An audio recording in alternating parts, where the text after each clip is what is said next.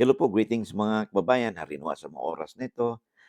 Kayo at saka inyong mga mahal sa buhay ay nasa mabuting kalagayan. Si Atty. Ruel po ito ng Batas Pinoy. Ang ating pong channel ay isa pong legal aid public service program inyong lingkod in collaboration with Integrated Bar of the Philippines, Manila Port Chapter. Alright?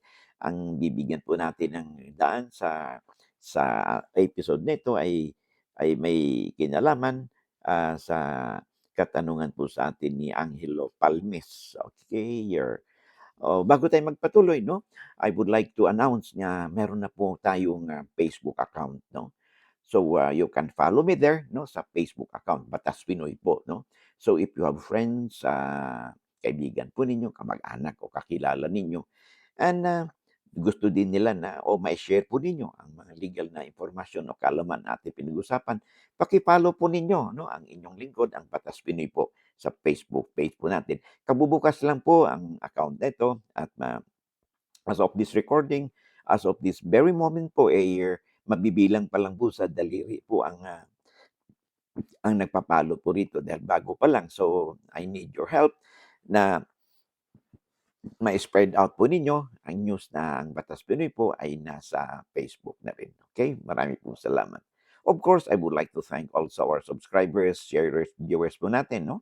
Sa mga suporta na pinagkaloob nyo sa inyong lingkod. No? Because without your support, ay hindi na po tayo abot sa ganitong panahon, no? Thank you very much. At saka, especially yung mga hindi po nag-skip ng ads, thank you very much.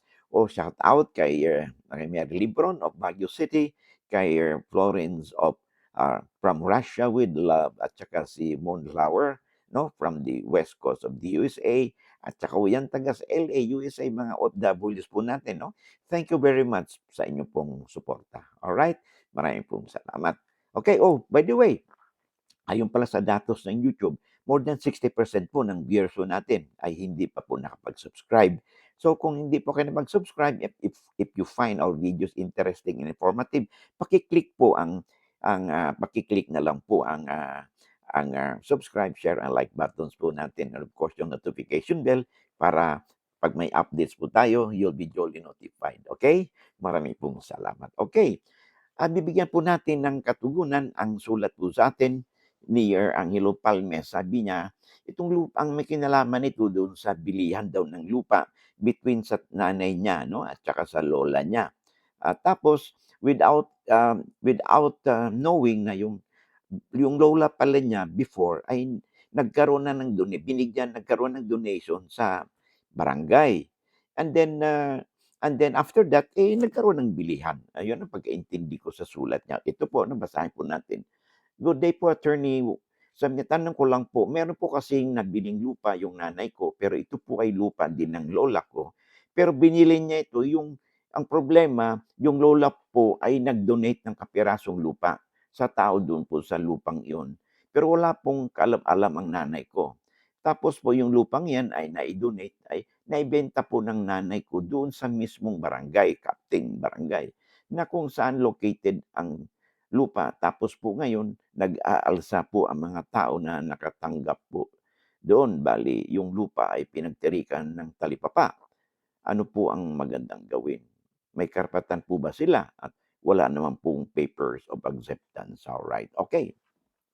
Tulad ng nabanggit ninyo, no, napag-usapan na rin natin ito, ang donation po to be valid, no, to be enforceable rather, kailangan po ito, it should be in a public instrument. Written po ito, no, na pinirmahan po ng donor, which is yung lola, at ganun din po, may written acceptance din po yung donee, yung pinagbigyan. So in this particular case, wala pong acceptance yung donee.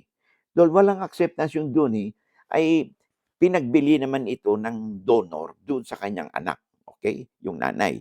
So, for as long as dahil pinagbili ito, in other words, at the time na nagkaroon ng bilihan, ay wala pang donation na na effect kasi wala namang acceptance, no?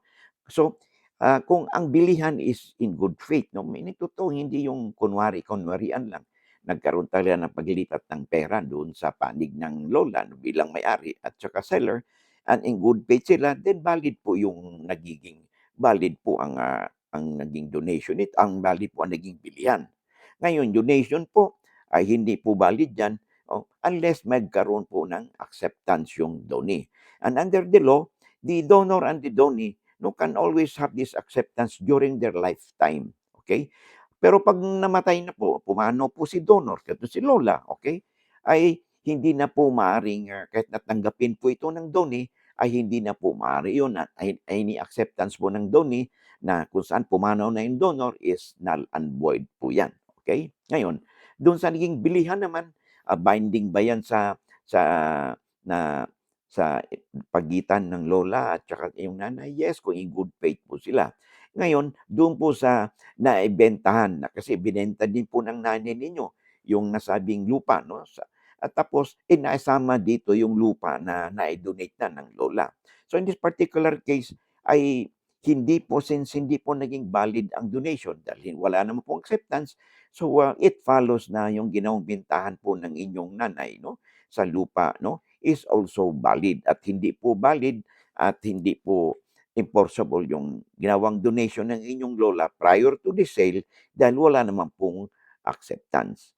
So yun po ang magiging basehan ninyo, no? Basta ang critical lang dito, in good faith yung buyer, no? At saka yung seller. So ang lola ninyo may the time na nagkaroon ng donation, since wala namang acceptance, well, binenta niya yung kanyang property, no? Yung mama mo naman na walang kaalam-alam ka mo, ay binili niya ito. Well, nagkaroon sila ng perfect sales, no? Perfected contract of sale. Okay?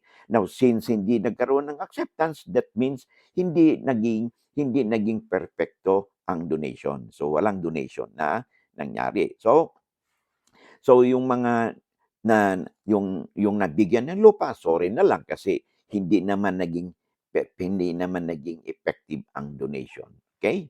So, I hope nasagot natin ang katanungan sa atin, no, ni Angelo Palme. So, pinaka-the best po niyan is to get in touch with your lawyer para mabusisi pa lalo ang inyong mga dokumento, no, at magkaroon pa rin kayo ng gabay, no, kaakibat na legal remedies kung sakali mang ang mga donee, no, na prejudice doon sa ginawang donation ay hindi po nila makukuha yung lupa na naibigay sa kanila because there was no valid donation after all. Okay?